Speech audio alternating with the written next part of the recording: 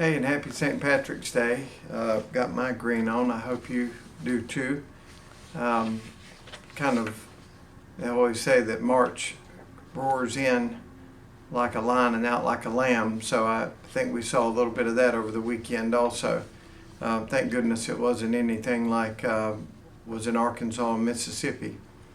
But here we are on Monday, and last week we had our trial roster sort of start, but then ended up falling apart. A lot of the stuff pled guilty, some of it was continued. We'll go through that in just a minute, but here's some of the highlights from last week. ny'quan Chestnut, 25 of Longs, pled guilty to voluntary manslaughter and received a 25-year sentence. That looks to be a situation where Mr. Chestnut believed that Mr. Michael owed him some money for drugs, and certainly shouldn't have done what he done, and now he's going to pay a 25-year sentence for it. He'll have to serve 85% of that before he's eligible for parole. So Mr. Chestnut's from Longs and has already been moved to the Department of Corrections. Joseph Blanton of Loris, 47, pled guilty to his third offense, possession with intent to distribute cocaine and possession with intent to distribute fentanyl. A young man from our office, Jess Glasgow, handled that for the state. Judge Culbertson sentenced Blanton to 10 years in prison on both of those charges, and he sentenced him to run concurrently, which means he'll run them at the same time. He won't have to, he'll end up serving more along the lines of 10 years than 20, because the sentences will run at the same time like that instead of finishing this sentence. That's consecutive. But the judge, in most of the cases, you'll see concurrent sentences like that one. But he's really got a 10-year sentence, 20 years, but he's serving 10 at the same time as he's serving the other 10. And David Beamer, young man with our office, he worked on another case where Travis Jackson, 31, of Tabor City, ended up pleading guilty to possession with intent to distribute fentanyl and a firearm charge.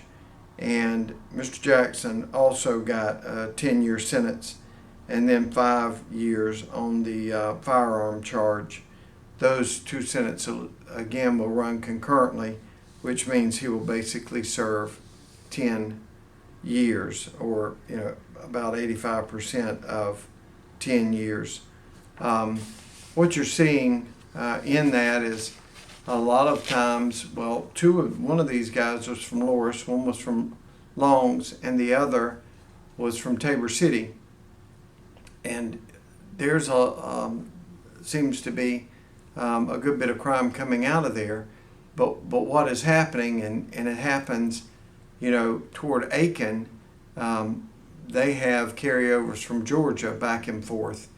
But when you've got like border areas like that, the bad guy will go across and commit crimes over in North Carolina, or North Carolina people will come over here and commit crimes here. So we do work very well with our North Carolina partners, and some of those cases you'll see are stings that take place with federal court, because what the bad guys have done is brought jurisdiction into play. And that's why you see a lot of that stuff around Longs and Loris and Columbus County and Tabor City, and you see that sort of activity up there. It's simply they've learned a way around jurisdiction.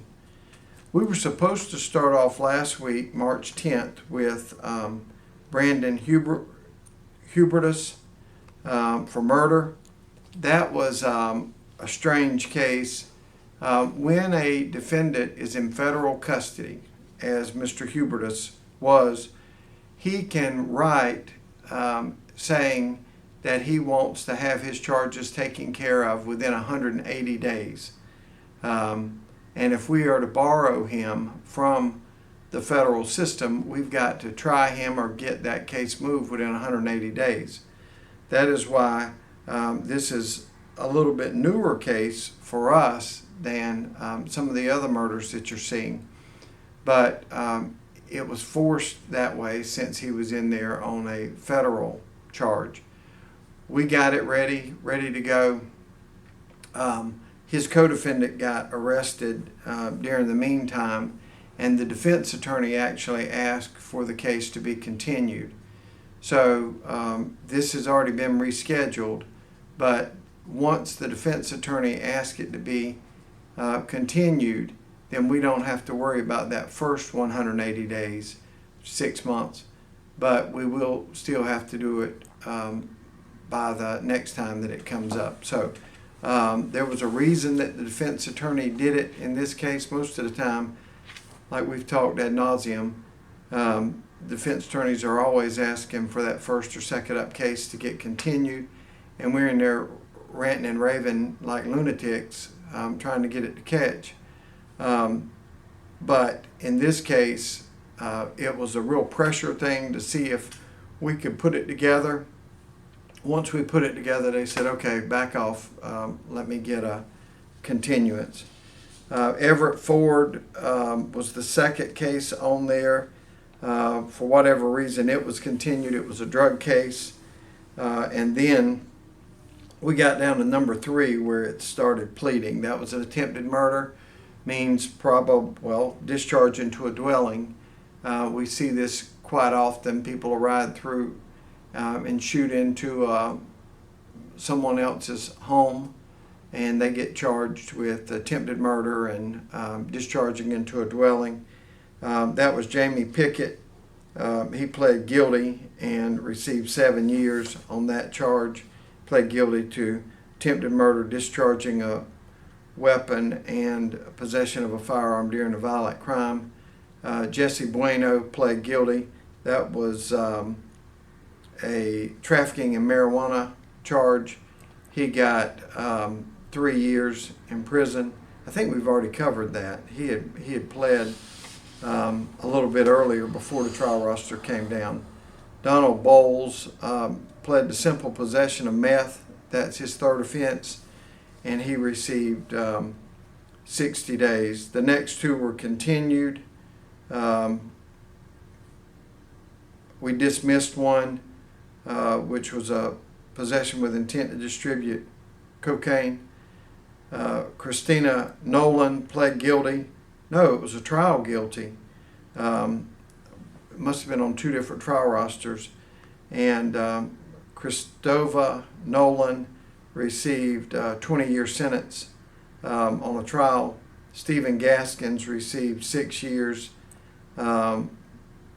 provided upon the service of about 3 years that it be suspended and gone to probation. That was domestic violence. And number 10 there was continued by the defense attorney. We had several other ones that were on there. Christopher West received 6 years. That was for distribution of cocaine. So you see, once that first case gets continued, and the first case was the murder that was here on an interstate detainer, once that gets continued, it leaves opportunities for some of these 1 and 2 day trials to catch, and most of those end up getting pled or continued. But a big week last week, a lot of work done, and we didn't get any of the trials out. So we've already got the March rosters for March 17th. The date's the 17th. March 24th. We're not in court this week. Most of that is already pled. Once they go on the trial roster, people many times will say, look, I didn't do it, I want a trial, and you get up on that trial roster. Jurors coming in to decide your guilt, and then it usually works out where a lot of people will say, okay, I'll plead guilty. And that's what's been happening. A lot of work this week. We will certainly start getting ready for the April trial rosters, and try to get some of those things to stick with